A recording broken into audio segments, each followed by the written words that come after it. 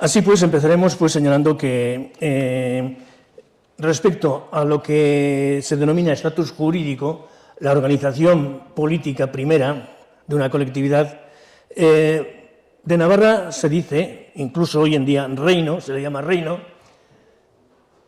con las implicaciones que tiene, provincia, que sabemos siempre que es una colectividad parcial de otra mayor. También aquí se ha dado por llamar a Navarra comunidad foral, aunque nadie sabe exactamente, no está explicitado, vamos a decir en términos jurídicos, que sea eso una comunidad foral.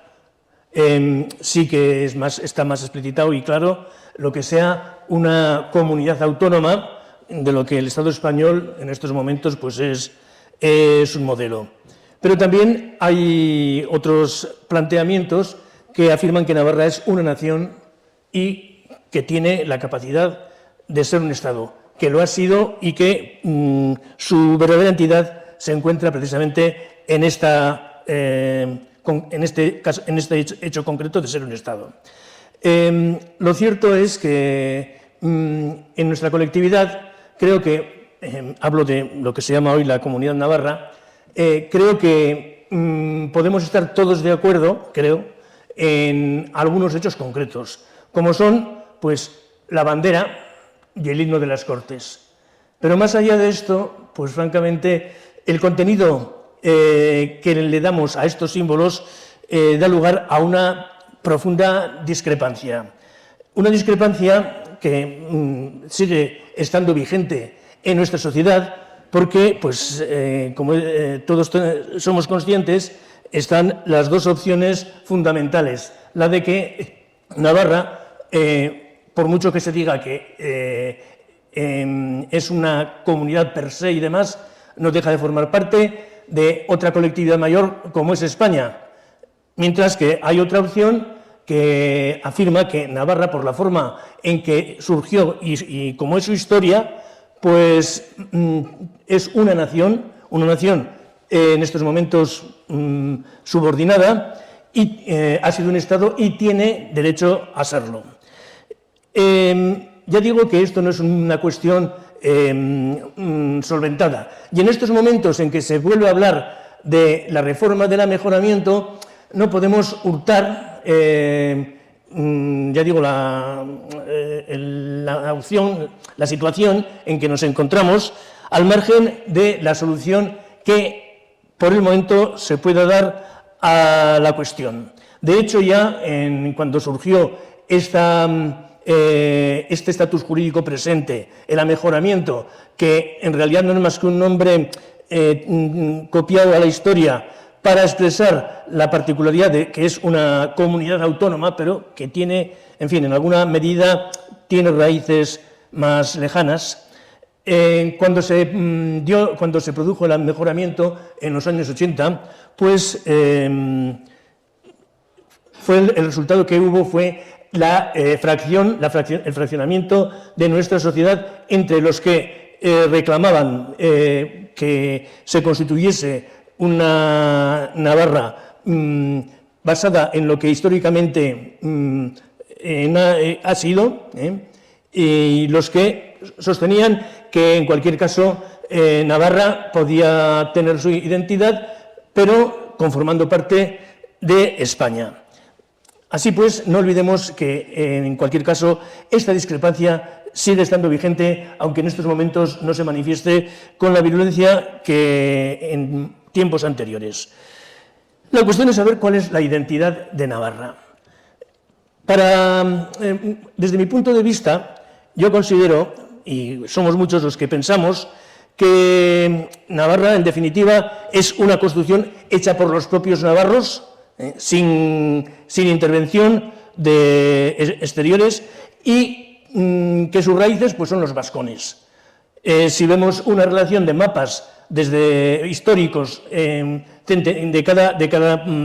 cada siglo, por ejemplo, está un modelo los mapas históricos de una colección americana, Castañeda, que está además en inglés, de Castañeda se llama, pues aparecerán desde el Bajo Imperio Romano, pues se ven toda Europa con los diferentes pueblos germanos que entran en el imperio, que se mueven y demás, y siguen, y eso pasa en el siglo IV, en el siglo V, en el siglo VI, en el siglo VII, etcétera, etcétera, y siempre veremos que hay un espacio que corresponde a esta situación en que nos encontramos del Pirineo occidental, junto en el ángulo del mar Cantábrico, y vemos pues que ahí siempre aparece en blanco, frente a todos los otros colores de los germanos diversos, siempre aparece en blanco un espacio en que se colocan los vascones.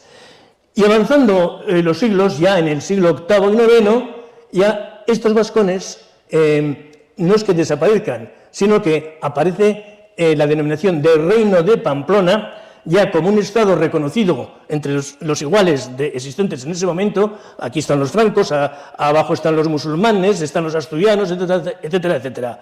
Y finalmente termina considerándose el reino o llamándose el Reino de Navarra, en el espacio de los antiguos vascones, que incluye pues desde todo el Golfo de Vizcaya y toda esta parte del Pirineo occidental, en un espacio que oscila en mayor o menor medida, pero que puede llegar a ocupar un territorio en el que se consideraba que étnicamente estaba ocupado pues por esa colectividad que se llaman vascones, pero ya ya a partir del siglo X y demás son el Reino de Navarra. Bien, pero ¿cuál es entonces la identidad de este Reino de Navarra? Veremos, que hay en la Edad Media, cuando surge el Reino de Navarra o cuando se consolida el Reino de Navarra a partir de los vascones, que existen en esa época ya diversos modelos de Estado. Predominan los autoritarios, aquellos estados que genéricamente se denominan de la época feudal, en los que el rey es el elemento que conforma el Estado como tal, hasta el punto de que el rey es considerado el propietario del Estado y los súbditos pues no dejan de ser pues unos vasallos sometidos a la voluntad de ese monarca. Y esta condición de monarca es lo que de verdad permite la existencia de ese Estado. Esto lo va a expresar, lo expresa muy bien la cultura francesa, cuando la misma Francia se configura como Estado y como nación. ¿Y cómo lo expresa? Pues hay un adagio latino, pero más que adagio, es en realidad una especie de ley, de sentencia jurídica, que en latín dice así: corregi placuit legis habet vigorem, y que se traduce: lo que place al rey tiene fuerza de ley. Por sí solo, pues ya vemos, es el rasgo que caracterizará a toda la monarquía histórica europea, sea de la época feudal, sea de la época de la Edad Moderna o de la época absolutista. El rey es la fuente de todo poder, de organización del Estado y demás. Sin embargo, si nos fijamos en el caso de Navarra, que ya en el siglo XIII, y quizá anteriormente, puede presentar lo que se llama una constitución, un sistema legal recogido por escrito, como lo señalan desde luego quienes le dan la forma definitiva en este siglo, y donde se establece que el rey, el Estado en general, surgió como consecuencia del acuerdo de una, no voy a llamarlo sociedad porque no era sociedad, de unas gentes que vivían por su cuenta y que cada uno imponía su ley, y al percibir que eso llevaba a la destrucción, que no permitía el funcionamiento de nadie, pues llegaron al acuerdo de establecer una norma política, una normativa política, y elegir a uno que fuera el que rigiera verdaderamente la sociedad. Y así es como lo expresa el fuero general cuando dice: fue establecido por fuero en España del rey al zar, porque ningún hombre que fuis malo les pudiese mandar. Por eso, consejo, zoes pueblo lo alzaban, primer les lluas lures fueros. Que viene a decir, bueno, lo primero, lo que decidió aquella gente, de acuerdo además con las recomendaciones que les habían hecho los más sabios del mundo en aquella época y el propio Papa, lo que establecían era, primero, nos ponemos de acuerdo en qué leyes podemos organizar. Bueno, lo primero, estamos decididos a hacernos una comunidad. Como dice la Carra, respecto a Navarra, dice que aquella gente tenía conciencia de que primero era la colectividad, y luego el rey, que ésta se daba. Así pues, en Navarra el rey es resultado de la voluntad de la colectividad, con unas condiciones, sobre todo fundamentales, como son, primero, que el rey se comprometiese a gobernar de acuerdo con lo que establecía el sistema foral. Entonces, era cuando, una vez que juraba, vamos a decir, los súbditos, no se puede decir en aquella época ciudadanos, pero bueno, los súbditos le respondían jurándole también a él como rey, y lo alzaban ellos mismos, proclamando que era la colectividad quien elegía, bajo aquellas condiciones, al soberano. Esto es un Estado que podemos llamar representativo, y por mucho que algunos cuestionen que el fuero no se acomoda a lo que es una Constitución, de hecho tiene más claro que muchísimas constituciones actuales estos principios. Primero, la colectividad. Segundo, el rey o el gobernante al que se le propone como gobernante, pero con la condición de que primero jure y se atenga en la forma de gobernar a las leyes. Eso es un sistema constitucional. Bien, el caso es que en aquella época medieval, estábamos hablando del siglo XIII, es el momento en que se fortalece y coge forma la monarquía autoritaria, la que, basada en el principio de que el rey es el que tiene que imponerse, el que tiene el poder sobre todo, pues cada vez afirma más su dominio sobre el Estado, sobre el territorio y sobre los súbditos. Modelos de casos de este modelo, pues son sobre todo, vamos a hablar de dos que los tenemos más cercanos, Castilla y Francia.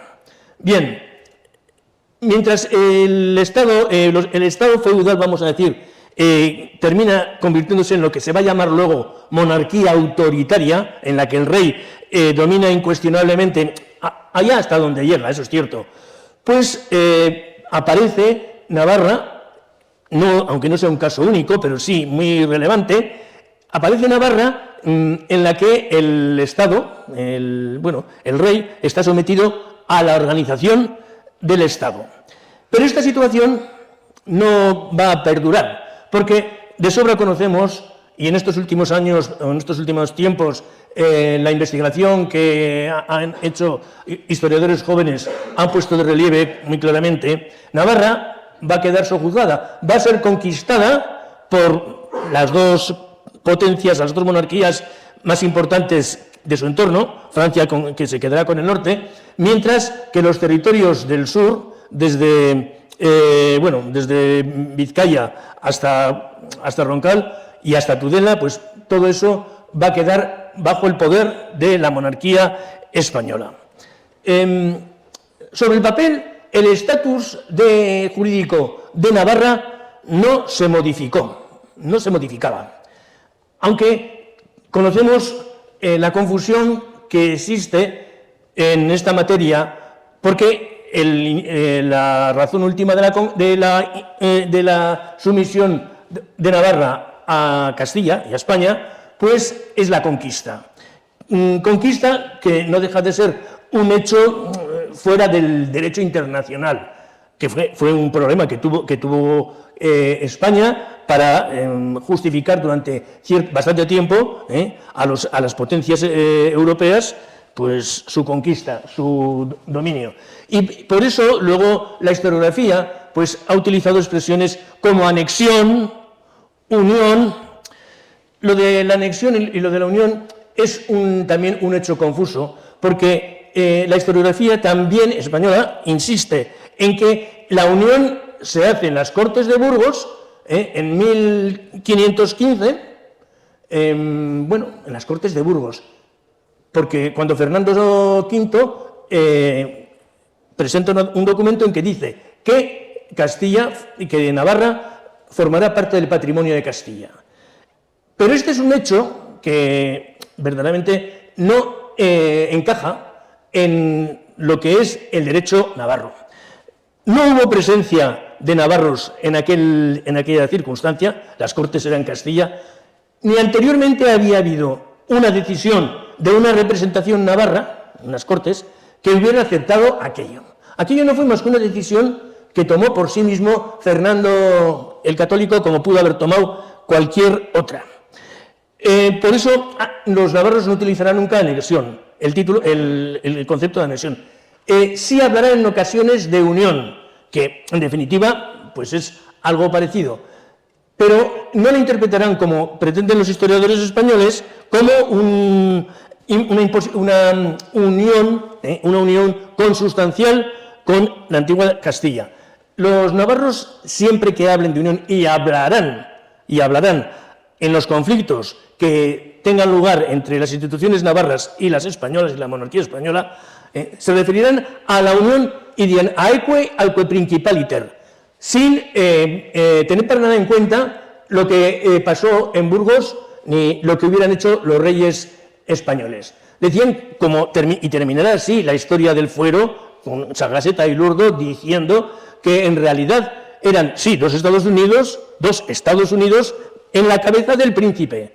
Por eso se expresaba en latín, aeque alque principaliter. O sea, unión en pie de igualdad, conservando cada uno de los reinos su territorio y gobierno y sus leyes y su naturaleza. Diciendo aquí, no se ha cambiado en absoluto nada del estatus jurídico.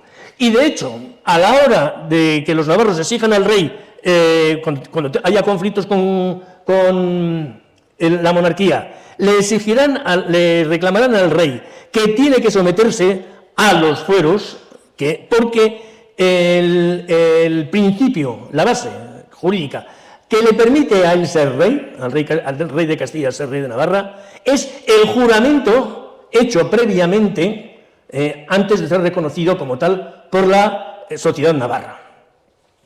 Es un hecho, pues ya digo, fundamental, hasta el punto de que cuando se habla, por ejemplo, de las diferencias que hubo en los navarros entre agramonteses y beamonteses, yo tengo la percepción, y lo voy a decir por qué, de que los beamonteses no querían la unión con Castilla como lo han pretendido los castellanos o los españoles, sino que lo que buscaban, su opción era simplemente que el rey tenía que ser Fernando el Católico y sus descendientes. ¿Y por qué digo esto? Lo digo porque, desde luego, la conquista, lejos de ser un hecho que transcurrió en varias semanas, como también se llega a decir, sobre todo incluso a nivel escolar, ¿no? El duque de Alba en 2 semanas se apoderó del reino. Bien, la cosa fue mucho más compleja porque todos sabemos cómo hubo un rechazo permanente y que la cuestión no se resolvió de una manera definitiva hasta la batalla de Noain, e incluso no adquirió forma legal, vamos a decir, hasta el armisticio de 1524 entre los representantes de Carlos I de España y los representantes navarros que habían sitiado hasta ese momento o que dominaban Fuenterrabía. Entonces se estableció un armisticio que permitió la vuelta de muchos de los agramonteses que habían tenido que exilarse, y veremos cómo será en los años siguientes, en las Cortes de 1528 en Sangüesa, en donde se adopta un hecho que es relevante por sí mismo y que está expresado en el fuero de alguna manera con aquella expresión de que por si viniera un rey de extraño lugar o extraño de lenguaje, hay que enseñarle qué eran los fueros. Y efectivamente, el rey, el rey, en definitiva era el rey de España, el rey Carlos I, pues aceptó que se formase una comisión mixta de representantes de Navarra y del rey para fijar lo que era el sistema foral. De ahí salió lo que se va a llamar luego el fuero reducido, que no es empequeñecido, sino más bien puesto al día, traducido en un lenguaje más contemporáneo. Y que la monarquía española se negó a aceptar, después de muchas negociaciones y demás, se negó a aceptar porque, según el Consejo de Castilla, decía, no estaba clara la predominancia del rey, la preeminencia del monarca sobre el Estado. Y dijeron, bueno, eso en las declaraciones primeras que figuran al principio de ese proyecto de nuevo fuero, que en realidad es en gran medida el viejo pero traducido. Bien, a la hora de defender este hecho, estuvieron juntos agramonteses y beamonteses. Los primeros fueron precisamente el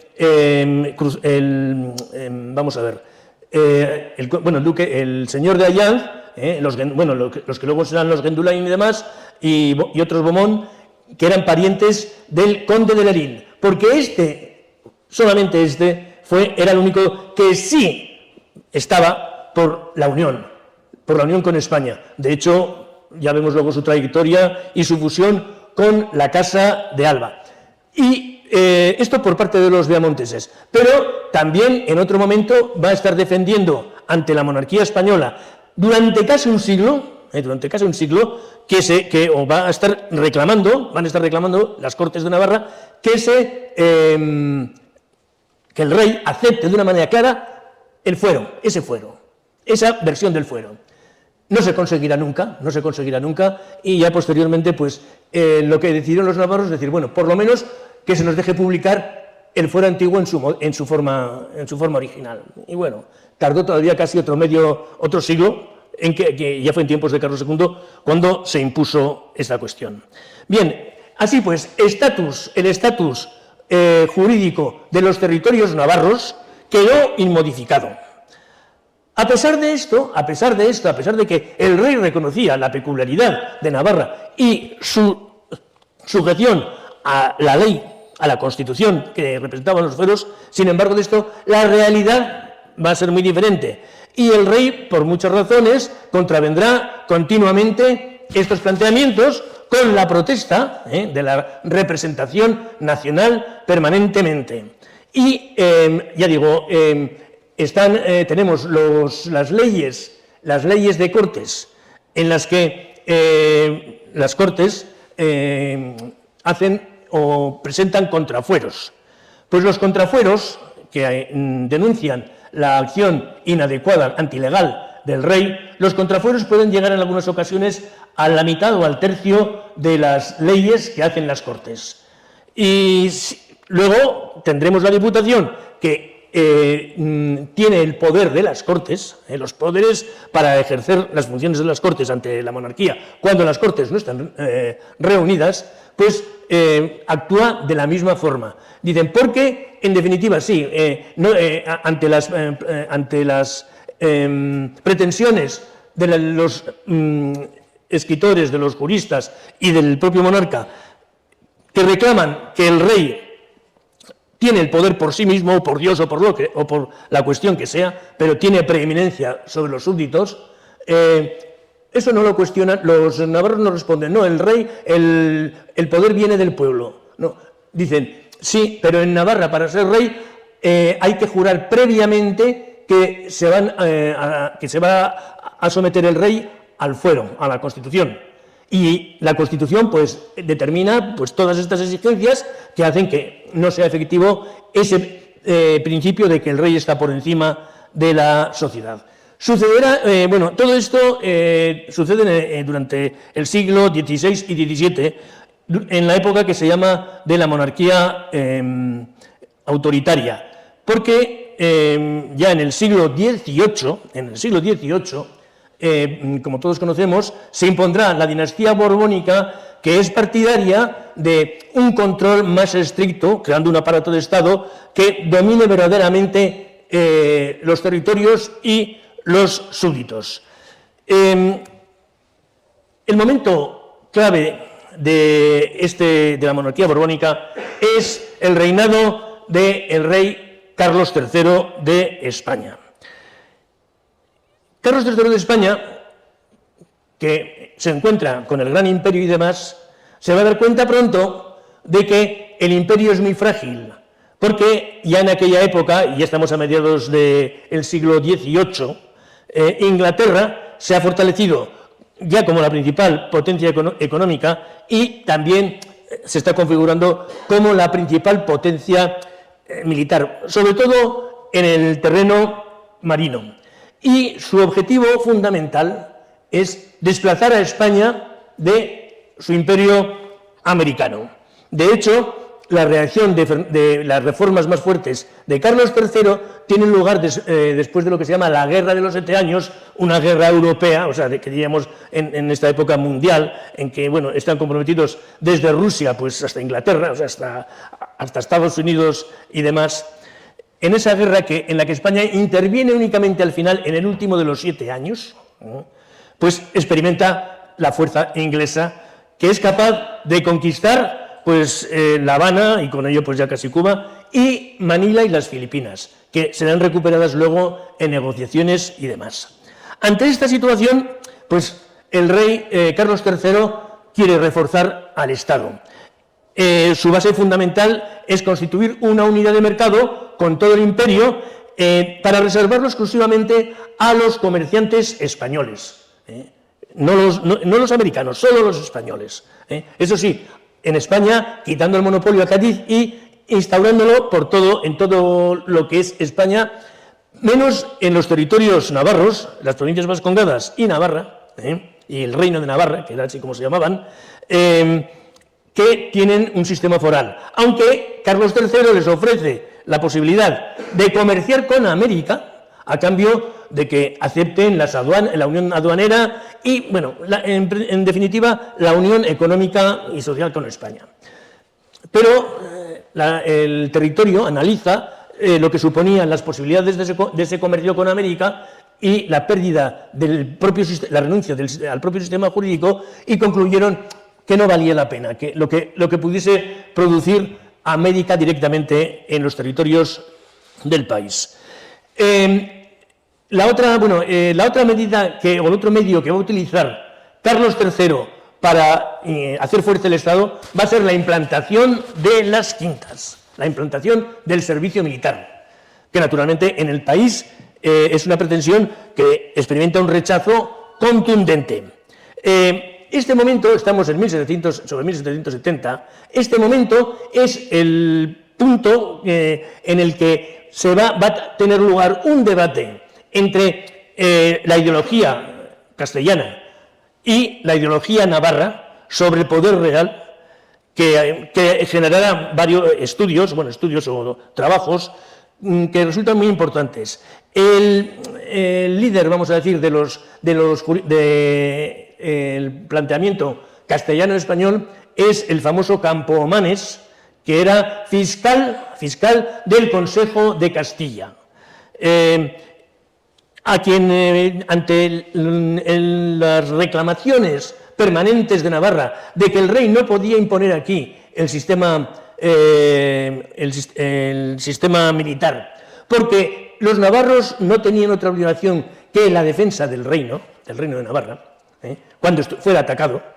Entonces, ante esta situación, pues, ya digo, se establece pues un debate de lo que, ya digo, el Campomanes, sobre todo el fiscal Campomanes, desarrollará un trabajo muy amplio de muchísimas páginas que en alguna medida establece unas ideas con respecto al origen del sistema foral y a la entidad del fuero como tal, que luego y sigue siendo asumida hoy en día por la historiografía y la historia jurídica española. sin ir más lejos, en 1985, en el primer congreso que hubo de Historia de Navarra Contemporánea, recuerdo cómo a Tomás y Valiente se basó en él para cuestionar las pretensiones que podían tener los fueros de Navarra o del conjunto de los otros territorios. Y decía, porque proclaman en los españoles que en definitiva es el rey quien termina dando el fuero y que la pretensión de que el rey ha quedado sometido y en principio a la colectividad, pues no es más que una ilusión, una fantasía que han creado los teóricos del país.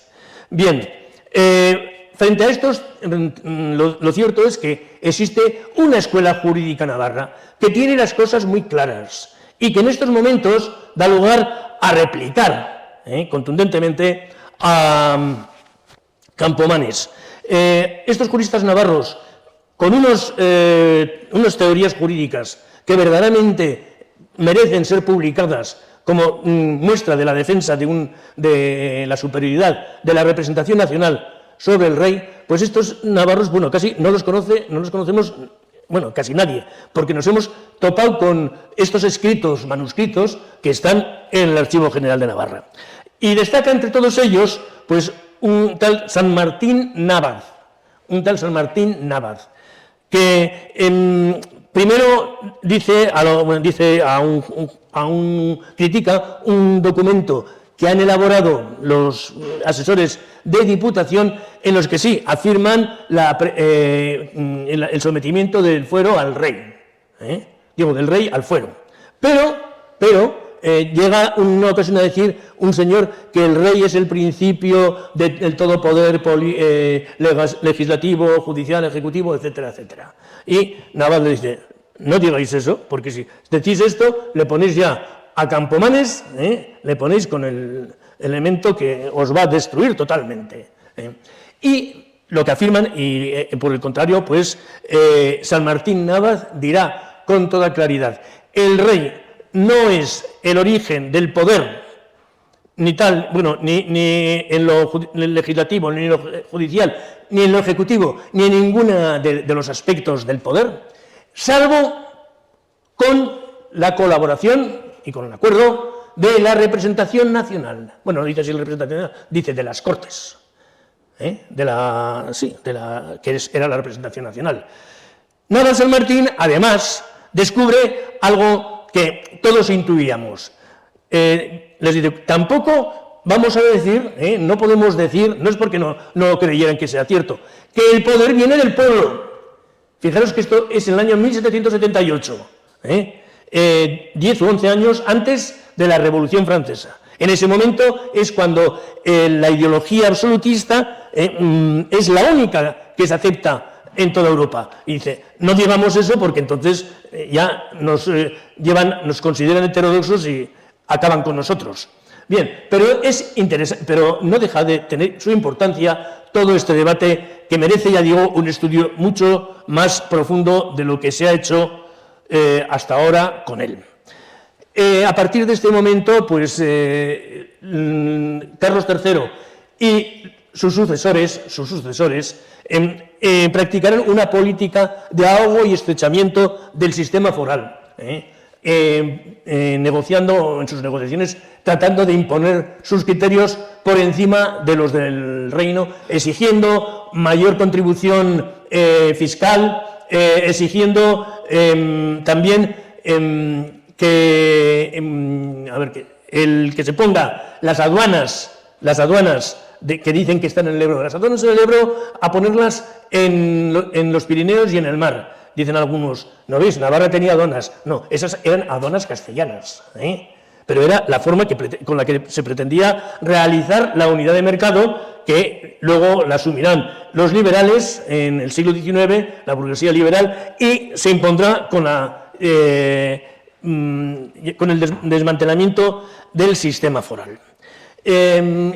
Los otros gobernantes que va a haber, bueno, Carlos IV sobre todo, Carlos III y demás, seguirán la misma práctica en una situación que, como señala Rodrigo Rodríguez Garraza, si no llegase por la francesada, pues hubieran conseguido su objetivo de doblegar a las instituciones y a la sociedad navarra.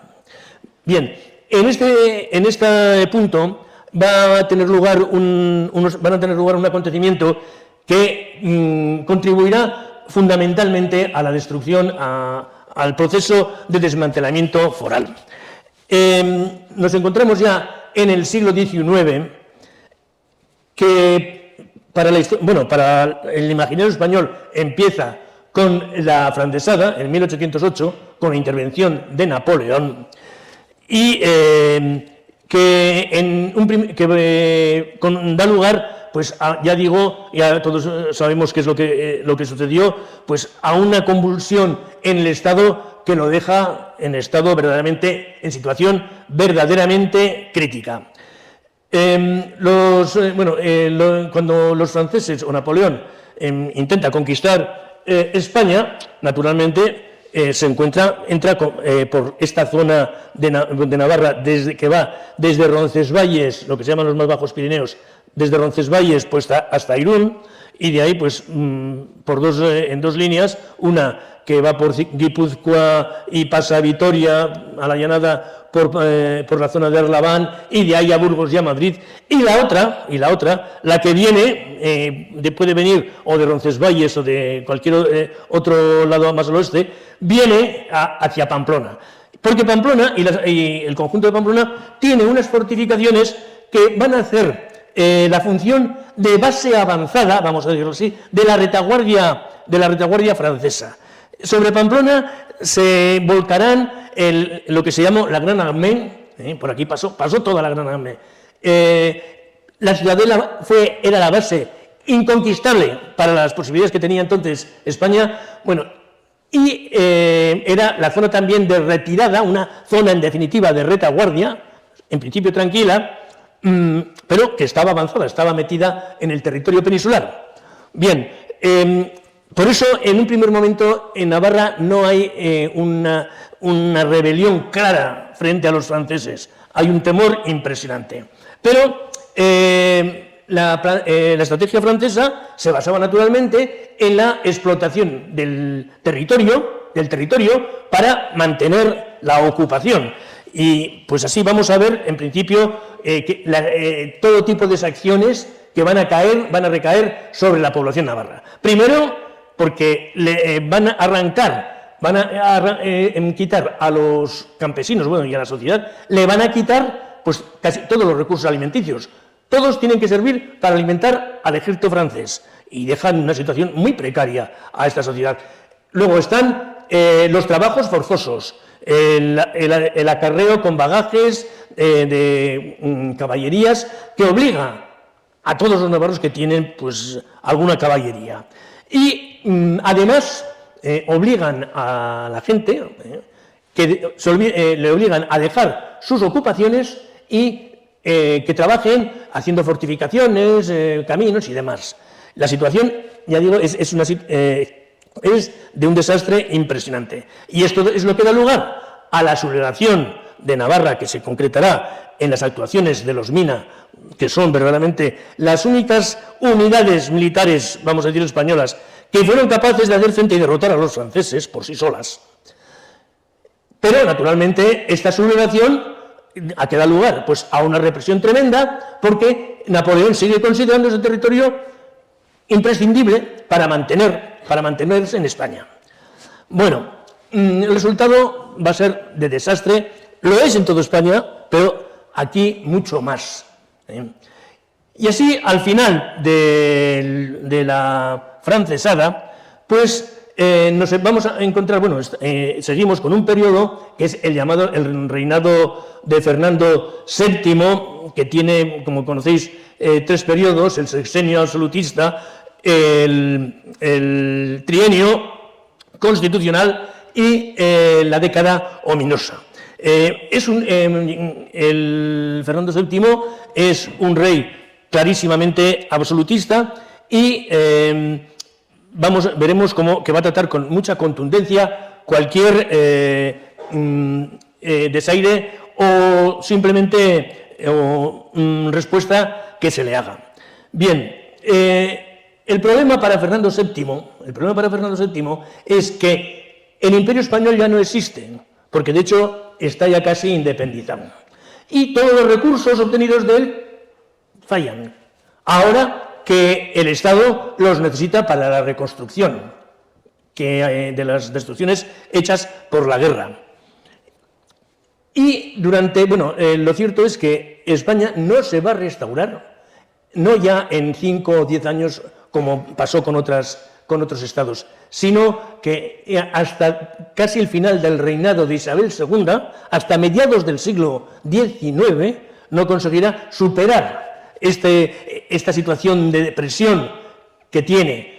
Y, de hecho, nos encontramos, esto dará lugar a una frustración social fundamental de todas las clases sociales, que se van a traducir en revueltas. Las revueltas son militares en principio, pero se juntan a los militares pues muchos elementos que de las clases burguesas, incluso hasta del clero, descontentos pues con la depresión, con la situación, deprimida que existe. De estas revueltas nacerá luego lo que se llama, el famoso trienio constitucional, cuando el general Riego, después de no sé cuántas revueltas que ha habido, empezando por la de Mina aquí, y luego en Galicia, en Cataluña, etcétera, etcétera, pues la de Riego, que tiene lugar con el ejército que estaba preparando Fernando VII para ir a recuperar Argentina, pues cuando surge la de Riego, le siguen muy a gusto los soldados, porque así se sienten libres, se sienten liberados de su marcha hacia América. Y a pesar de que Riego no consigue verdaderamente movilizar a la población, sin embargo, al final terminan estallando otras rebeliones militares también en otros sitios y de los que forman parte también los que se llaman liberales, que no dejan de ser una minoría, pero consiguen verdaderamente que Fernando se vea obligado a aceptar que se restaure la Constitución de Cádiz, que había sido creada en su ausencia por las Cortes de Cádiz. Tenemos pues aquí el enfrentamiento entre constitucionalismo y absolutismo, que se apoyan en estos dos principios. El absolutismo sigue defendiendo el poder omnímodo del rey, mientras que los constitucionalistas reclaman que haya una constitución que sea a la que el rey tenga que atenerse.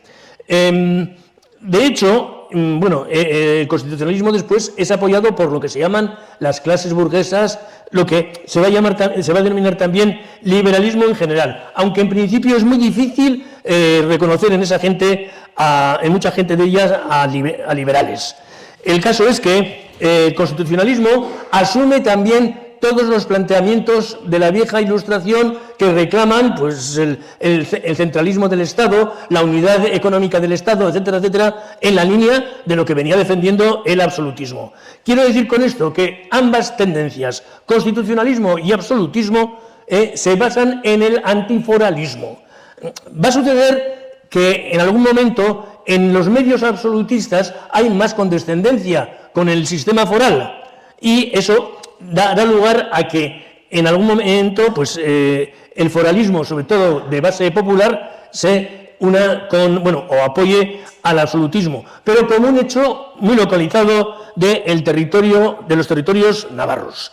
De hecho, la monarquía de Fernando VII implementará un poder, una política más agresiva frente al fuero, intensificará hasta un grado impresionante su autoridad, pasando por encima de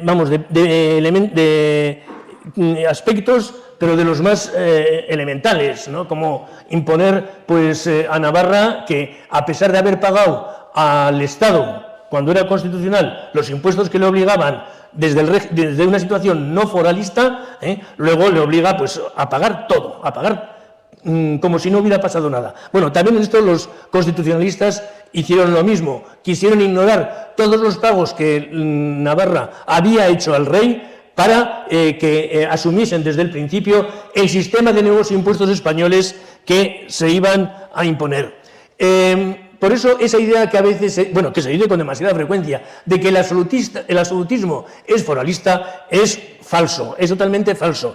Y también hay que señalar, claro, que es una cuestión que a veces no se destaca, que los navarros sintieron, que Navarra llegó un momento en que sintió que el fuero ya estaba perdido como consecuencia de la acción del propio Fernando VII, que impuso, simple, lisa y llanamente, que se estableciesen las normas que daba el rey sin seguir los procedimientos que marcaban las leyes en Navarra, como era la sobrecarta del Consejo Real, que establecía que no se aceptaría ninguna decisión del rey que contraviniese el sistema foral, y el pase foral, que era el visto bueno de Diputación a que una ley no contradecía también ese sistema foral. Eran dos elementos. Bueno, esto lo suprimió totalmente, hasta el punto de que ya la propia Diputación en 1830 dice: el sistema foral ha desaparecido,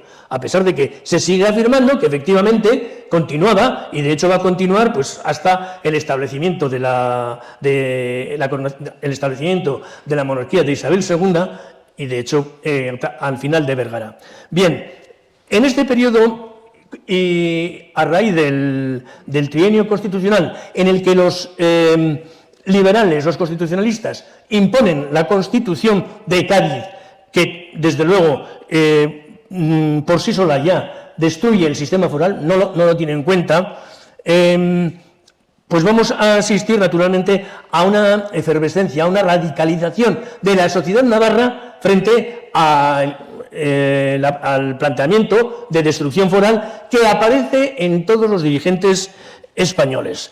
Es muy curioso que ya nada más empezar el trienio, pues se produzca en Pamplona, por ejemplo, un movimiento armado que, aprovechando el permiso para hacer la Guardia Nacional, va a apuntar, va a dirigirse directamente contra el sistema constitucional. Y a partir de ese momento los liberales van a decir que en Navarra hay un mal espíritu, que quieren decir que es anticonstitucionalista. Lo curioso del caso es que los liberales habían enaltecido el sistema foral de Navarra, porque hay un hecho que ni nosotros los navarros lo tenemos muchas veces en cuenta. El último argumento que tuvieron los liberales constitucionalistas en las Cortes de Cádiz para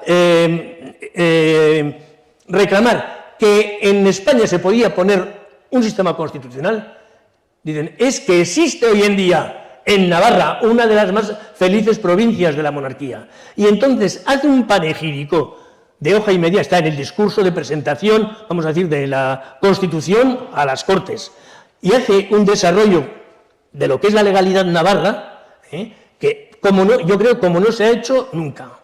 Y de hecho hubo muchos liberales que intervinieron en los debates de las Cortes de Cádiz y aludieron a lo que existía en Navarra como unas Cortes que les llamaban soberanas, por encima del poder del rey, que era el modelo que, en definitiva, pretendían los constitucionalistas. Bien, lo cierto es que, a pesar del rechazo que Navarra se experimenta frente a la sociedad, frente al constitucionalismo, los militares que manda España, porque manda enseguida, refuerza las guarniciones, y luego, pues, cuando empiezan a surgir pequeños conflictos, pues cada vez el ejército actuará por todo el territorio persiguiendo a la gente, y hasta que se llegue finalmente a un conflicto abierto, y en Navarra se cree la famosa división realista Navarra. Bueno, el hecho es que vamos desde el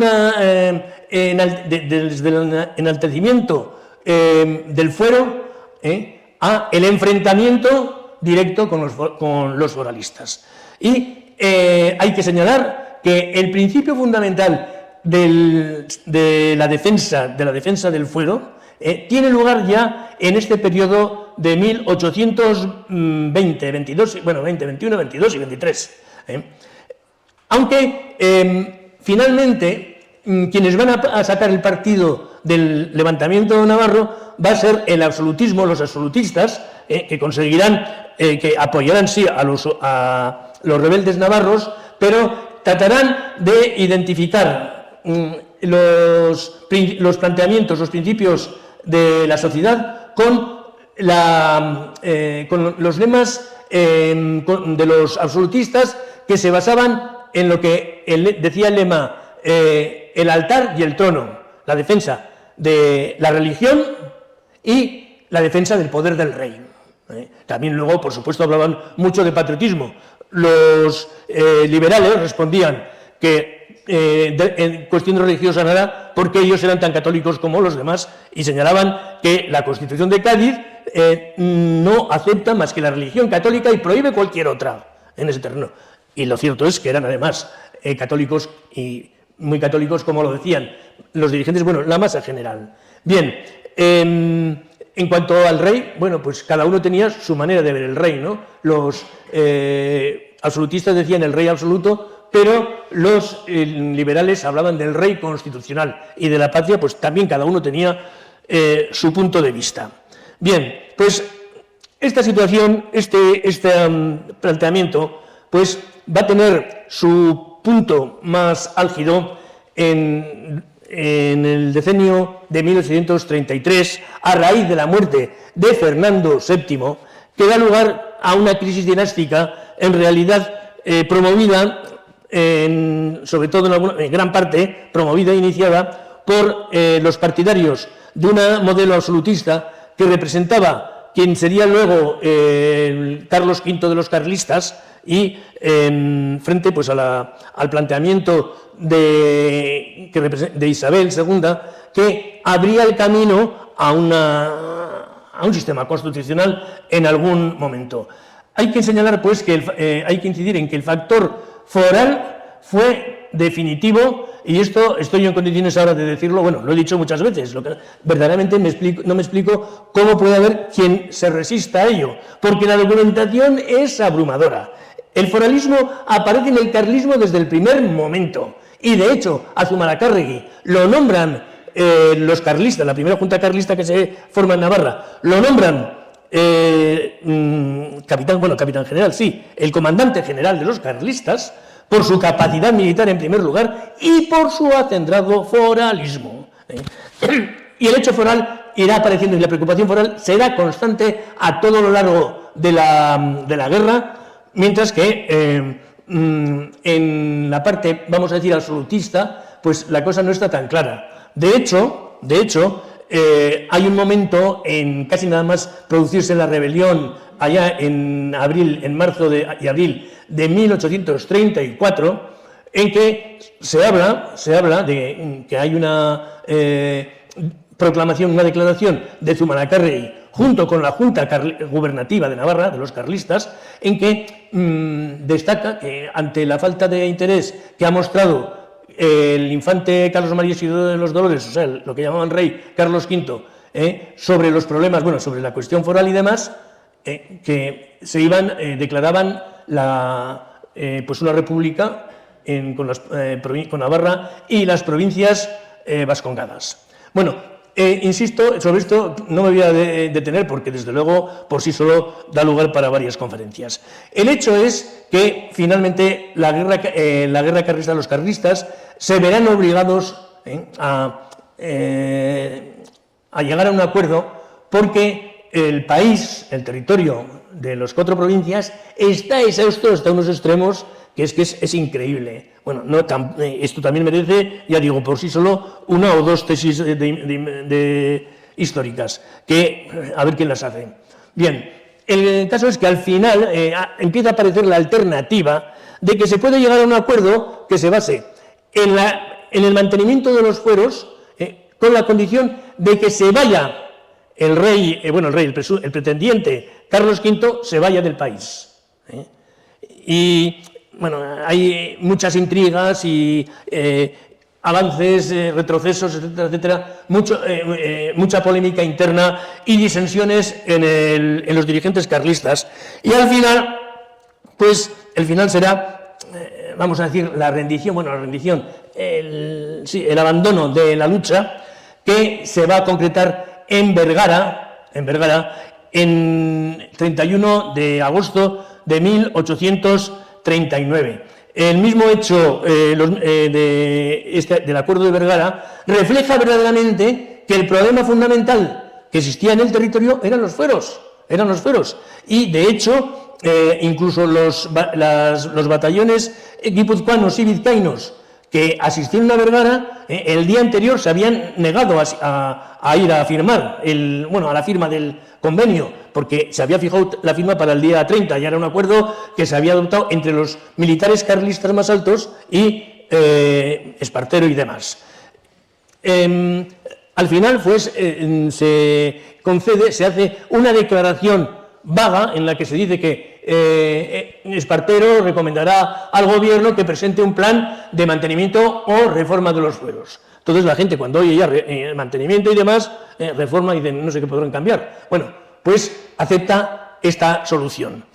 Y la guerra carlista termina, pero con una fuerte disensión, porque yo he visto que, por ejemplo, en Navarra, la Junta Gubernativa sigue funcionando hasta el 15 de septiembre del año 39, 15 días más tarde que el convenio de Vergara. Pero lo cierto es que no tiene salida esa solución y se deshace el Estado carlista, vamos a decir, y el ejército carlista, y de hecho quienes han vencido pues son los constitucionalistas. El resultado va a ser que efectivamente el gobierno va a presentar a las Cortes una ley de reforma del sistema foral. Pero la cuestión, el debate en las Cortes españolas fue muy fuerte, pero al final se consiguió una redacción que precisamente la aportó uno a la vez, Olascoaga. Entonces, este señor, pues, redactó más bien el artículo segundo.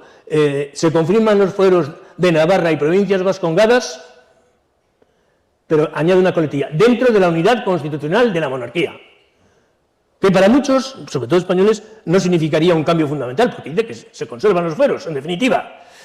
Pero la realidad es que esta expresión lo que hace es dejar en manos de España, lo que hasta entonces había sido algo peculiar de cada una de las provincias del país, en Vergara y demás.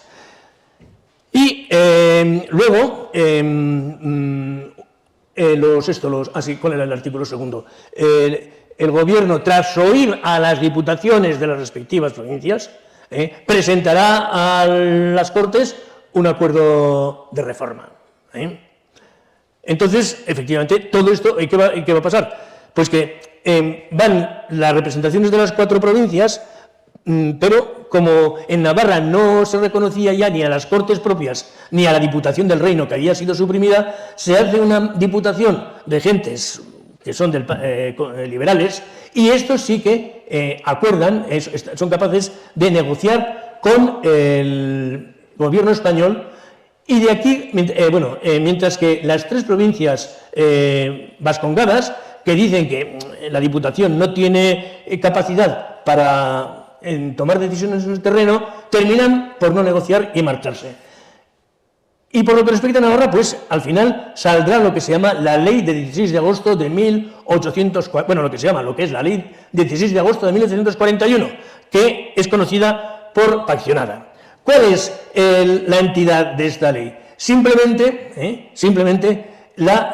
desmontar el sistema institucional español y establecer la manera en que sus funciones son absorbidas por España.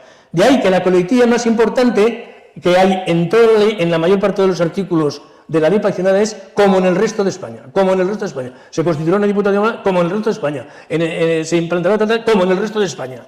Pero se dejan una serie de prerrogativas de tipo económico muy particulares, hoy se nos aparentarían así, ¿no? Como es la cuestión de la sal, la cuestión del azufre, la cuestión de otras cosas que hoy no tienen el interés económico que tenían entonces. Y se establece además que también tendrá que pagar Navarra, pues, en fin, lo que le corresponda. El hecho es que se desmantela el sistema foral y que se integra totalmente a Navarra como una provincia en el conjunto de España. Es la imposición del Estado que tampoco va a satisfacer a los vascongados por la sencilla razón de que Espartero dirá, fuera, en el pase foral, fuera, y las leyes que salgan de Madrid y se establezca que se impongan en las 3 provincias vascongadas, se impondrán. Y además, las aduanas se impondrán en el mar, igual que se ha impuesto en Navarra en los Pirineos. La situación que sigue es de una frustración generalizada, incluso de mucha gente que había aprobado la solución de la ley paccionada. Hay pues escritos al respecto infinidad. Y también llama la atención cómo los que intervinieron en la negociación de la ley, como Ilarregui, que por otra parte tiene un libro sobre los fueros históricos muy interesante, pero ya empieza afirmando que, aunque algunos han dicho que esta ley paccionada fue tal, él la trata de salvar. Y lo mismo, pues, una serie de gente que son la cúspide política de Navarra. El resultado de estas medidas pues va a ser una frustración generalizada. Ya estamos en los años pues 40, 50, hasta los años 60 no empezará España verdaderamente a salir de la depresión en la que había incurrido en la época de Fernando VII. Y pues esa frustración se manifestará, por supuesto, en los escritos, en movimientos también. Es la época en que Iparraguirre canta el árbol de Guernica, etcétera, etcétera. Y también veremos esta frustración al estallar la Tercera Guerra Carlista, ya en la 8ª década del siglo XIX, que terminará pues con resultados semejantes a la primera, aunque en esta ocasión Cánovas del Castillo dirá fuera lo que quedan de fueros vascongados y daremos una solución más o menos semejante a la de Navarra.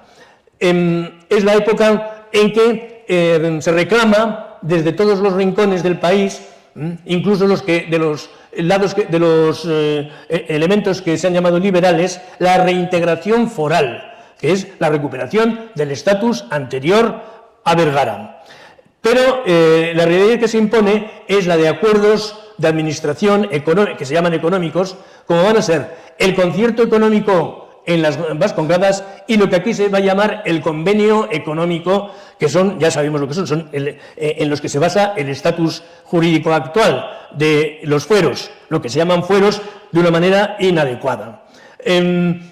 No son instrumentos que resuelvan los problemas del país y, sobre todo, porque no dejan el Estado español de pugnar por destruir estas competencias de tipo económico-administrativo que ha dejado como residuo al país. Y sabemos cómo la gamazada estallará como consecuencia precisamente de esta situación, de esta frustración generalizada, que no se resuelve en absoluto, no se resuelve. Yo creo que hoy en día lo que no consiguió el Estado con la gamazada en aquel momento, posteriormente, poco a poco lo ha ido consiguiendo y, de hecho, las competencias económicas que en principio quedaban para Navarra, hoy quedan muy limitadas. Vendrán luego, ya digo, la reclamación foral seguirá siendo fuerte. Sabemos lo que sucedió también en 1918, al final de la Guerra Mundial, que queriéndose amparar en los principios más generales del presidente americano Wilson, que hablaba de autodeterminación, pues fueron los catalanes también y la gente del país fueron al congreso que había en París para establecer la paz y les dijeron que se fueran, que ahí no tenían nada que hacer. Y ya sabemos luego el final en el Estatuto Republicano, en fin, cómo terminaron las cosas, no ya por cómo fue Navarra apartada de aquel estatuto, sino por el franquismo que vino posteriormente y que hoy en día pues nos encontramos en una situación pues, en fin, que algunos pretenden ya conformar, bueno, más que conformarla, consolidarla, pero que no todos, toda la gran parte está de acuerdo con esa consolidación. Y bueno, de aquí viene también, pues, en fin, aparte de, yo creo, la fracturación de Navarra, que hoy en día creo que parece se siente menos, pero que yo creo está sumergida y que, en definitiva, pues, recientemente se manifestaba con mayor virulencia de lo que aparece en estos momentos. Bueno, ya a partir de aquí, bueno, y también, pues todo lo que pueda decir es, en cualquier caso, pues un punto de vista mío. No niego que verdaderamente lo que he venido diciendo hasta ahora también haya sido un punto de vista mío, pero sí que creo que en lo que se refiere a los hechos históricos me parece que sí soy exacto. Se me puede discutir mi forma de ver estos hechos, pero los hechos en sí me parece que no. Bueno, me parece que no, puedo matizarlos. Y ahora pues estamos abiertos a lo que se os pueda ocurrir si es que tenéis ganas. Vale. Muy bien.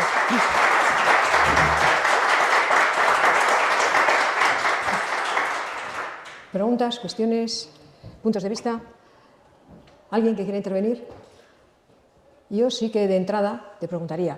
Lo que parece que queda muy claro es que desde el principio de los tiempos, de la profunda Edad Media e incluso antes, el carácter navarro ha fijado unas diferencias claras con el resto de los territorios que le rodeaban. Actualmente podemos ceñirnos al Estado español, que es lo que más cerca tenemos y los que más nos controlan. ¿Podríamos asegurar que realmente ese carácter específico navarro se mantiene? No sé cuál será la percepción de cada uno. Yo sí que entiendo que nuestras pretensiones, no ya como pueden ser las de la configuración de un Estado separado y demás, generan una reacción muy fuerte en la mayor parte de la sociedad española. Creo que, por otra parte, pues nosotros, desde aquí, pues entendemos o creemos que verdaderamente no se entiende ni se quiere entender nuestros planteamientos, sobre todo en lo que se refiere pues, al origen de lo que tendría que ser una base nacional. Decimos que, por supuesto, nosotros hablamos de la autodeterminación. Autodeterminación que es un término y un concepto del que se falsean muchas veces su significado.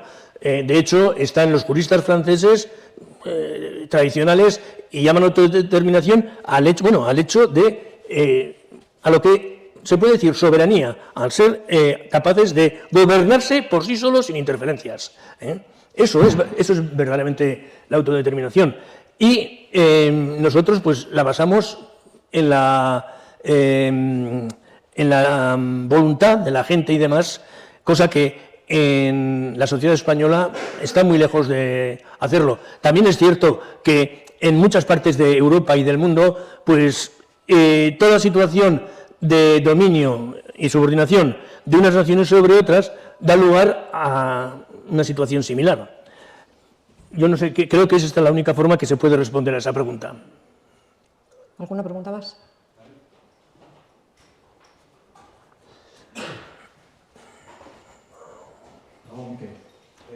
A ver, has llegado hasta... No te grito, no te oigo. Has llegado hasta el final de la Tercera Guerra Carlista y la República. Hoy en día, desde entonces, el camino político se ha polarizado en ha ido por dos sectores, ¿no? El españolismo, la Navarra foral española, y tras surgir el nacionalismo vasco, ahora lista por la unión de las 4 provincias vascas y demás.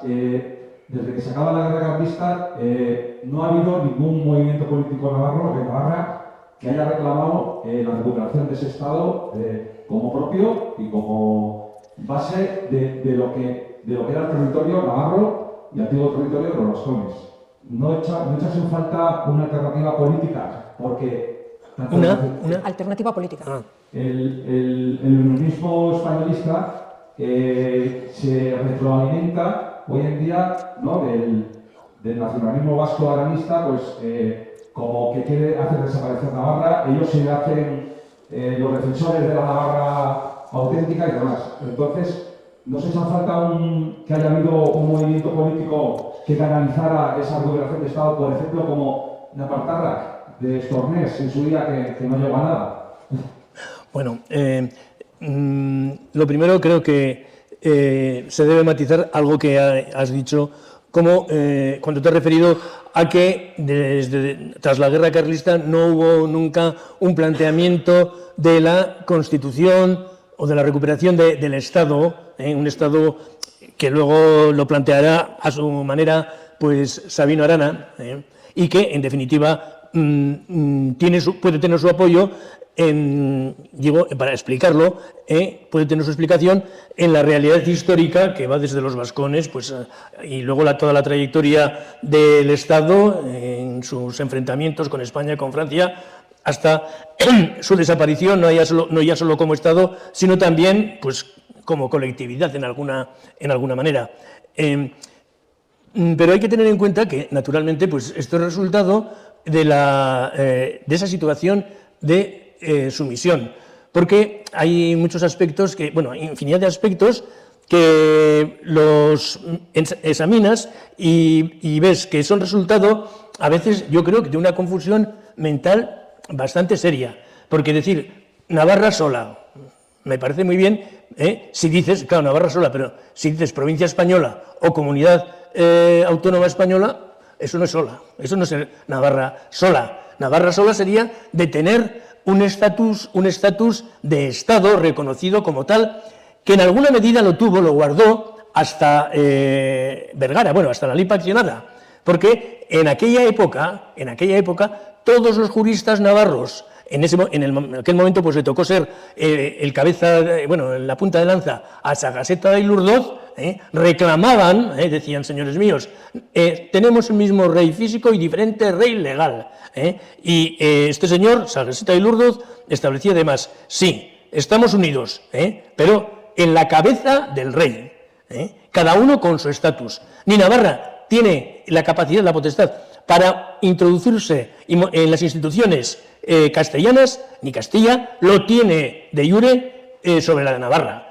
Al menos eso es lo que se ha configurado legalmente, porque todo lo que ha sido, ya digo, el establecimiento de un rey cualquiera personalmente, ha dado lugar a la exigencia de la colectividad o de la representación de la colectividad a ese señor, ha hecho la exigencia de que se atenga al sistema constitucional navarro, diferente del castellano. Entonces, claro, esto pues es una situación que no se tiene muy claro y que da lugar a tanto confusionismo. De ahí que pues aparezcan alternativas o planteamientos que resulta difícil de aceptar si profundizas en lo que es la realidad, no voy a decir ya histórica, porque lo que me importa a mí de esa historia es precisamente la acumulación, la trayectoria mantenida por la sociedad navarra de siempre, de que Navarra es por sí misma un Estado, una nación, que ningún rey puede hacer entrega del reino, ni de parte de él, sin consejo de los ricos hombres o de los más ancianos sabios de la tierra. Eso es clarísimo, pero verdaderamente pues estamos en una situación de sojuzgamiento, no ya jurídico, que es lo primero, o político, sino también cultural, que ahí existe pues esa situación de mucha gente que puede hablar de Navarra, puede hablar de fueros, cuando verdaderamente yo creo que muchos de los que dicen fueros es que no tienen ni idea, ni la más elemental idea de lo que puede ser verdaderamente el fuero, no ya en su redacción, sino incluso en su funcionamiento hasta 1841. En fin. ¿Alguien más? Si no hay más preguntas ni más cuestiones.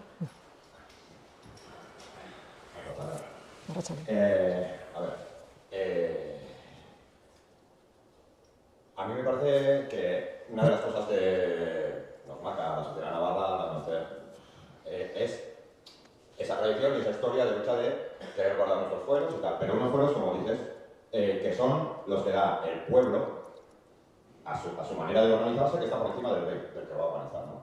Por eso eran muy adelantadas a su tiempo, ¿no? Muy adelantadas. Sí, sí, claro. Los primeros, sí, la primera constitución, ¿no? Que sale más del pueblo y que es el rey el que tiene que jurar esas leyes del pueblo, ¿no? Porque venimos de una sociedad, yo creo, bastante igualitaria. Antes de los primeros reyes de Navarra, ¿no? Se dice que era una sociedad muy igualitaria, que éramos un poco pues, mercenarios para los imperios que andaban por al lado, pero, ¿no? Y venimos de la bacharra, el solán y el comunal, que yo creo que es una cosa que marca a la sociedad, ¿no? Y estar siempre luchando por esas leyes que creemos que están por encima del imperio que nos ha tocado que nos conquiste. Del imperio que nos ha tocado que nos conquiste, ¿no? Esos pueblos navarros que tenemos de una sociedad igualitaria anterior. Entonces, yo creo que también tenemos que ver eso en estos momentos, ¿no? Pero también en una sociedad como era esa sociedad anterior, que era igualitaria, pero también con el que venía de fuera. Cuando vinieron los reyes canónicos son los que echaron a los musulmanes y echaron a los demás.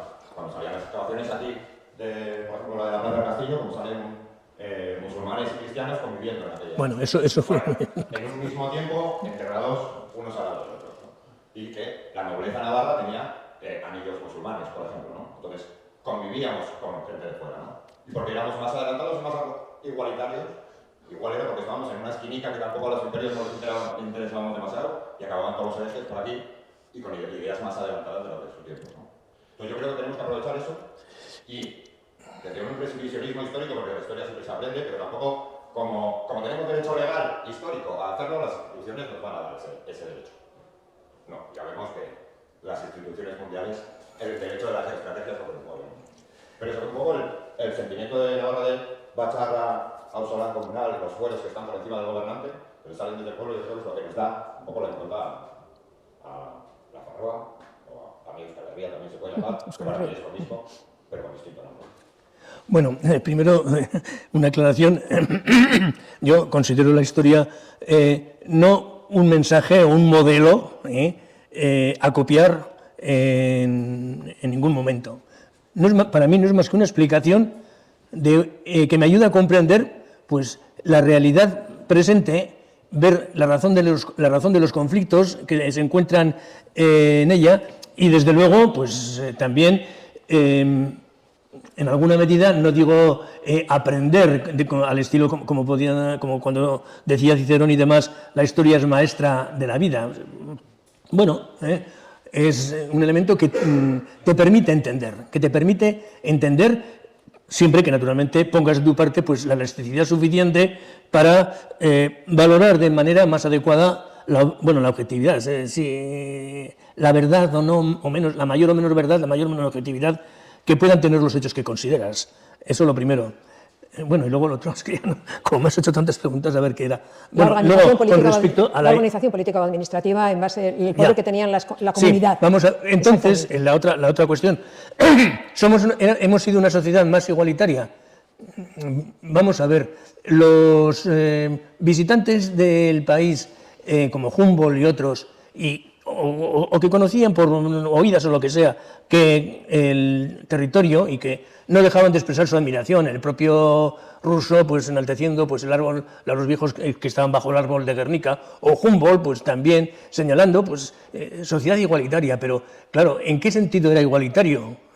Desde luego, sociológicamente, efectivamente, no se llegaron a crear pues, esa nobleza tan prepotente y tan fuerte como se ha dado en muchos imperios, creando, pues, o sea, basada en la acumulación de riqueza, básicamente de tierra y demás. Aquí, pues, claro que había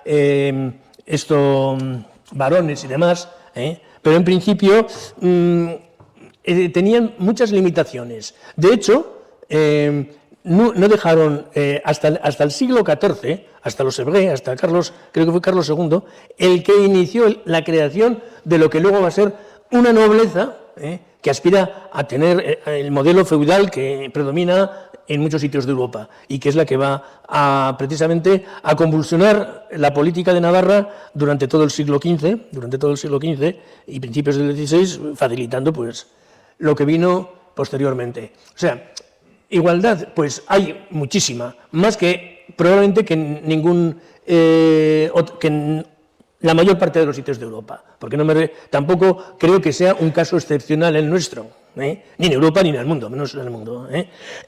Pero sí, verdaderamente es muy llamativo, y de hecho recuerdo como el profesor Lacarra nos señalaba, cuando comentaba el fuero general, que los historiadores ingleses, muchos, tienen conciencia de que lo que sucedió en Inglaterra a partir de la Carta Magna era un reflejo de lo que había visto aquella nobleza que estaba aposentada aquí en Lapurdi y demás, lo que veía en la zona en que se encontraba, en Bearn, aquí en Navarra, o sea, en la que la colectividad, incluso la colectividad baja, bueno, no llegó a haber nunca una servidumbre, no hubo servidumbre, porque los collazos no eran servidumbre, eran libres de irse y demás, pero los famosos infanzones podían ser gente pobre, bastante pobre, y bueno, y así, no existían pues esos modelos de noble gran latifundista hasta que se creó en el siglo, ya digo, en el siglo XIV, y yo creo que luego la conquista, o sea, porque en tiempos de Juan de Labrit hubo un esfuerzo, un intento de recuperar todo lo que había quitado la nobleza al Estado, esa gran nobleza al Estado, pero la conquista en definitiva se basó en uno de sus elementos en dar apoyo a esa gente. Lo primero que hace Carlos I, es dar a Beaumont y ofrecer a todos los jefes viamonteses el derecho a tener señoríos en los territorios que en alguna medida los habían tenido anteriormente. O sea que, bueno, lo que has dicho no deja de ser cierto, pero hay que matizarlo, Hay que avanzar el zoom o recogerlo para verlo con más exactitud. Pero sí, se puede subir. ¿Nada más? Bueno, yo entonces, digamos que uno de los Grita más, por favor.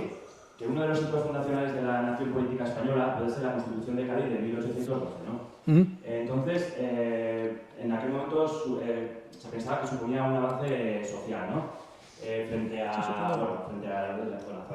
de la Revolución Francesa, ¿no? Pues hubo un proceso de liberalismo. ¿Se podría hacer una comparativa entre la Constitución de Cádiz de 1812 y la que tenía Navarra? La Constitución Navarra estaba expresada un poco en el fuero. Claro que... Bueno, vamos a ver, yo creo que lo fundamental que ven los liberales en los fueros para hacer lo suyo es precisamente esa supeditación del rey al poder, bueno, la presencia de una constitución que señala las capacidades, las posibilidades de acción del individuo y de los colectivos, y la de los que gobiernan, estableciendo cuáles son los poderes que puede ejercer el poder llamado, bueno, el más alto poder y sus aparatos de Estado y demás, y lo que puede hacer la sociedad. Eso es lo más importante, porque en lo que respecta a la política económica, pues no está muy claro que en la Constitución de Cádiz haya otro planteamiento, como por otra parte es algo general en las primeras constituciones europeas de la época. Salvo pues el declarar a todos iguales, jurídicamente, porque sí hablan mucho de la igualdad, pero una igualdad a utilizar en un sistema de relaciones socioeconómicas en los que unos tienen preeminencia sobre otros. ¿Quién se va a llevar el gato al agua en esta situación? Pues los que están mejor situados. Pero desde el punto de vista de aquella gente, todos serán iguales, Como decía Guizot, enriqueceros, les decía a los obreros y demás, enriqueceros. Joder, enriquecerse se pueden enriquecer unos, los demás tendremos que solamente que apabullar y nada más, y aguantar. Entonces, desde luego, no veas nada similar en la... Bueno, salvo eso, ya digo, salvo ese aspecto. De hecho, pues la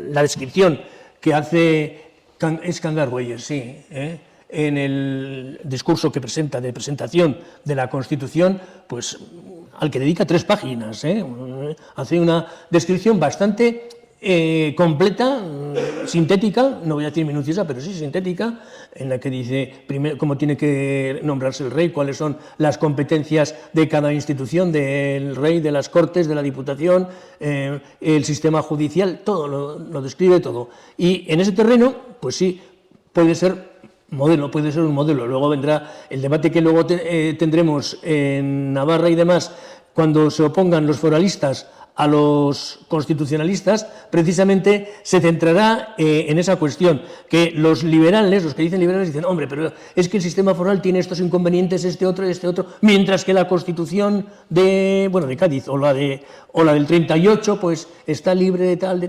Bueno, es una cuestión muy discutible, pero les va a servir de razonamiento para defender su planteamiento, porque en definitiva lo que desde Espartero y los progresistas que llegan a decir que no se quitan los fueros porque ya están en la Constitución, ¿para qué queréis más?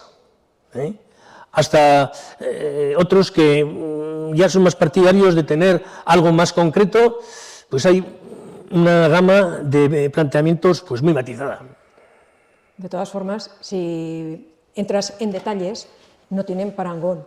El sistema foral, lo que pasa es que se había quedado muy denostado, pero de todas maneras tenía un sentido mucho más ecuánime, que era por donde tú ibas, para que la sociedad fuera un poco más igualitaria, y tenía un sentido mucho más ecuánime. Y sin embargo la Constitución de Cádiz, ahí tienes que prohíbe toda religión menos la religión católica, apostólica y romana. En los fueros no se prohibía absolutamente nada, al revés, se consentía. Y se consentían los derechos de todos los que tenían religiones distintas a la hora de juzgarlos y a la hora de juzgar conflictos que había. La Constitución de Cádiz contempla la esclavitud como algo legal. En los no habla de esclavitud, dice, pero que los negros africanos que están en América se espera que alcancen un estatus. Bueno, o sea, de momento sí que cuando entras en detalle, pero eso pasa no solo con la Constitución de Cádiz, que ya la olvidamos, sino con la Constitución actual española, que habla de derechos pero no te los garantiza.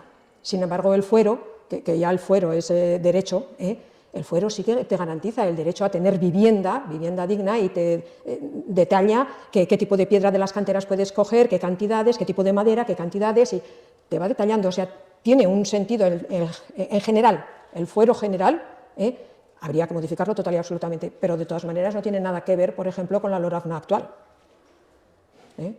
Contemplamos no el derecho los derechos de la colectividad, sino el derecho individual, como los derechos romanos, y sin embargo el fuero general contemplaba. Bueno, yo la última pregunta, digamos en la Navarra del otro lado de los Pirineos, en Baja Navarra, digamos que ahí la Constitución o las leyes que tenían eran compartidas con la Alta Navarra. ¿Era una Constitución similar? Y otra pregunta, ¿cómo se integró o a través de qué proceso hubo quejas o protestas en la Revolución Francesa de Baja Navarra, digamos, en la integración del Estado francés? Creo que hay un personaje, Boverel, que fue y poco dijo que ya se tenía una constitución los navarros y que no necesitaban. Pero un poco, si podíais contar esa integración de Baja Navarra en estos francés. Bueno, en primer lugar, la merindad, lo que llamado merindad de ultrapuertos, lo que se llaman las tres bailías y demás, pues tenía la misma constitución, o sea, no era un territorio separado y aparte autónomo de Navarra, formaba parte integral de ella. Dicen, es que no constituía una merindad, aunque se le llama la sexta merindad, así eran tres bahías en realidad, pero tampoco Pamplona y la cuenca de Pamplona eran una merindad, no existía la merindad de Pamplona. Lo que llamamos la merindad de Pamplona era la merindad de las montañas. Por eso vemos como Pamplona está en una situación periférica respecto de esta merindad, de la de Sangüesa, etcétera, etcétera. Entonces, bueno, en ultrapuertos, pues se siguió, Enrique II pretendió seguir el proyecto que se estaba iniciando ya aquí, que se inició en el año 1511, unos meses antes de entrar el duque de Alba, ya se consideraba Navarra pacificada y demás, y es cuando se aborda, en ese ya había habido algún otro intento, se aborda en una situación que parecía serena, se aborda pues la reforma institucional del fuero y demás, y esto. Pero, naturalmente, eso quedó cortado con la conquista, aunque en alguna medida trató de seguirlo Enrique II en la Sexta Merindad. Y ya luego salieron, pues se publicó se escribió en esto, en gascón, bueno, no sé, un patuá, bueno, le llaman un gascón de esta Force et Coutumes de la base navarra, se titulan. Y una de las cuestiones que llaman la atención es que no quiso poner el señor el primero y segundo título del fuero general, que eran precisamente los que se refieren a la configuración de lo que es el Estado y la organización del poder. Y bueno, se mantuvo más el viejo sistema con respecto a Francia, y a pesar de que en 1620 Luis XIII, Luis II de Navarra, pretendió imponer el modelo francés, como también lo planteó en Bearne. De hecho, no fue reconocido y será solamente a raíz de la Revolución, en el año después de la declaración del 4 de agosto, en el que se afirma que todos somos franceses y no hay ninguna diferencia entre unos y otros, pues entonces fue cuando se estableció que los dirigentes navarros, los juristas, pues desarrollaron un trabajo grande en la que decían que Navarra no formaba parte de Francia y que Francia no tenía nada que hacer en ese terreno. Claro que para lo que sirvió, pues ya sabemos. Polverel lo que hizo fue eso, defender que era mejor. Dice, ¿para qué queremos su Constitución que es peor que la nuestra? Cuando nos demuestren que la suya es mejor, una vez que la hayan instaurado y veamos cómo funciona, a lo mejor voluntariamente decimos aceptamos vuestra Constitución. Pero ni los navarros somos franceses, ni los franceses sois navarros. Eso defendía. ¿Suficiente? ¿No hay más preguntas? Gracias. Es que ricasco.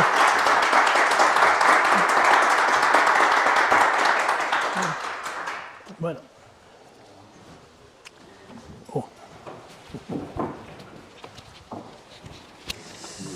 ¿Qué? Muy bien, ¿eh? Bueno. Está muy bien explicado. Está muy bien explicado. Oye, que oigo mal, que estoy muy teniente. Que bueno, oye, ahora te digo. Bueno, que me oigan ellos, no pasa nada.